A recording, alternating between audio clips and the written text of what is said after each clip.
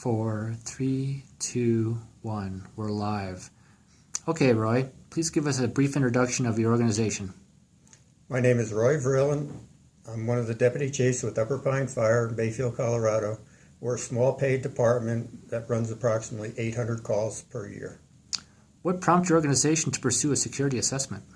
Well, in actuality, we didn't pursue it. An opportunity arose through one of our board members, and he had a connection with the folks from SIPA, and they offered a free vulnerability assessment, and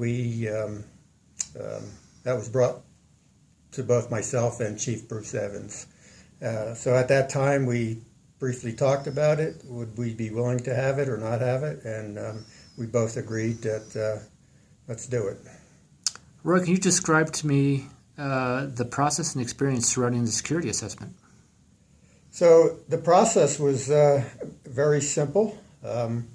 We made arrangements with the folks from Istonish out of Denver. I believe the date was January 13th. We had an appointment for 8 in the morning. I arrived at work that morning. The folks showed up prompt, which was very nice, and we started the process, and that was quite simple. I gave a brief tour of our admin facility, and they told me what they were going to do. We sat down for 5 minutes, and then they were on their own for most of the day. I hooked up with them later that day to drive them to one of our outlying departments so they could see the facilities there. Meanwhile, they had set up a firewall and they were downloading data. I hooked up with them in the afternoon again. Towards the end of the day, Chief Bruce Evans showed up, and we sat at this exact same table and had a little discussion, which brought us to the end of the day. And they were very professional. They did not require a lot of needs from me. I was available, but they were pretty self-sufficient. Roy, was the return security assessment report thorough and comprehensive? Well, the report came about 3-4 weeks later. I have a copy of it here. The report for our little department was 50 pages, and it's very comprehensive. It outlined everything, all our vulnerabilities from, they had different levels of concern, from critical all the way down to low. I believe it was critical, or high priority critical, and then high, medium, and low. A very well laid out document. It explains everything in layman's terms, which was very nice for me. So it would list something that was critical or high priority, and it would state what it was, what it was affecting, what computers it was affecting, and what the remedy would be for that problem. So very professional document. Roy, did the report help expose ideas of security concerns within your organization? Yes and no.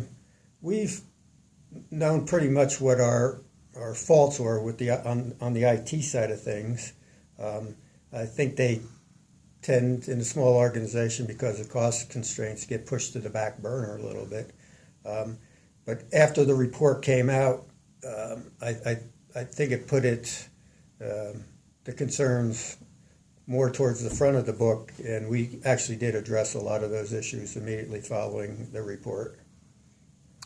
Did it provide clarity on what is the appropriate level of security that would be provided to our members? It did, and that's still an ongoing issue with us, how we're going to handle those different levels. We're actually, in our department policies and procedures, SOPs, we're addressing that as we speak. Does the security assessment make you think any differently about how your IT resources are managed? Again, like I stated in a couple minutes ago, it brought it more to the forefront. more of a priority, where before, again, it was more towards the back of the list of things to do. Was your executive management satisfied with the security assessment outcome, yourself, Chief Evans, and Chief Lorenzen? Very, very much so. We thought it was a great document. We appreciate the professionalism of both Carl and Fletch, who came down here. They put up with all my questions that I had throughout the day, answered them again in layman's terms so I could understand them, and we're very, very satisfied with the work they did, and plus the document they provided us with. Thank you so much, Roy, and we are finished with the questions at hand, and I hope this will be a successful video for the meeting at large. Hope everybody has a good day, and we will talk to you soon from the great world of the Upper Pine River Fire Department. Thank you, Steve.